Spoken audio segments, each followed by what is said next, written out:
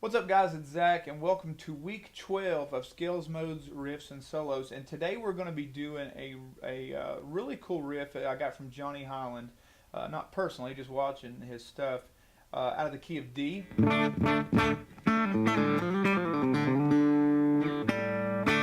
And the riff was not that, actually. The riff is out of D, and it actually emulates the sound of a B bender.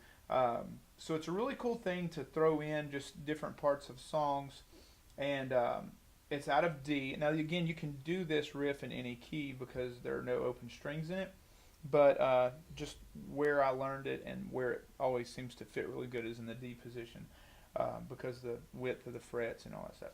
So here we go. So we'll start here, and we're going to start just like an old 5-6-1. Okay, so we're going to start here. Now we're going to spell out a chord, but as we spell out the chord and our fingers hit the final stages, or the where they stop, that note has to ring out, or you will lose the profound nature of this lick to give it that feeling of string bender. So I'll play the riff for you in regular speed, and then we'll break it down. So here's the riff. Again.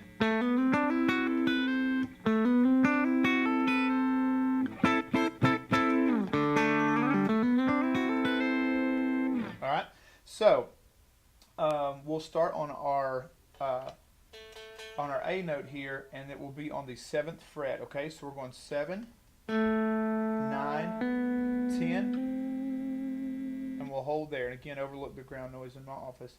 So we'll go 7, 9, 10, and that note has to remain held. Okay, and then from there we're going to go 7, 9, hammer on with our second finger. So,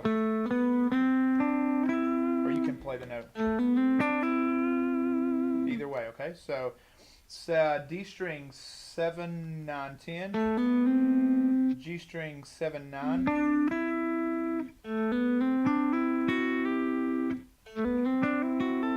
okay, so, and then on the B string we're going to go 7, 10.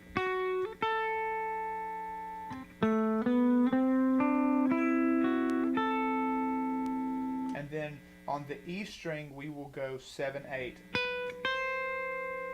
to give that 7 flat of the D. So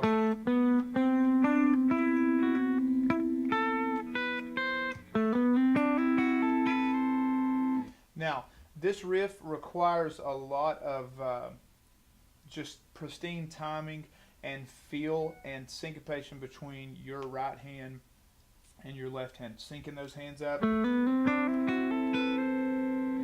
So when you're playing this, and I'll play it an example, it really gives the feeling of string benders. Now the thing that makes this lick stand out is it comes by, once you play it to speed, it goes by so fast that if you just play out of the riff, start playing other stuff, you don't really get to catch the riff in all of its glory, if you will, of all the open or the ringing strings. Or that doesn't sound as impactful as it does when you leave the strings ringing. So the thing is, when I play this riff, I like to build it into a solo where I have just a quarter note or two to let it hang, just so it can kind of breathe there and kind of let the chord bloom, and you kind of get the full aspect of the riff. So I'll play it in context for you, and then we'll go over the notes one more time. So here we'll start out of A, and then we'll go to a little progression, and then when I go to the D, you'll see how I'll let it hang. All right, so here we go.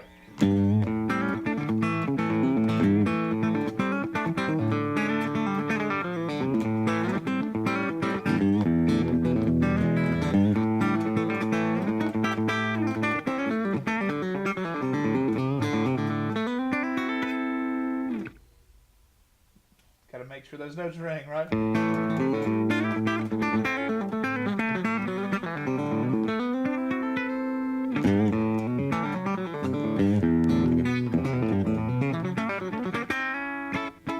can see there that it takes a lot of practice and a really good setup to make sure you get those.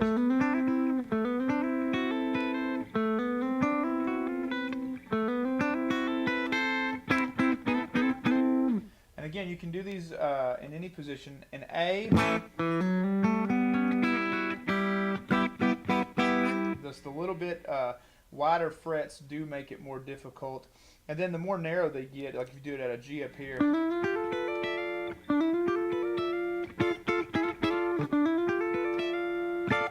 can get easier, and then as you go up it gets harder. So again, out of D, and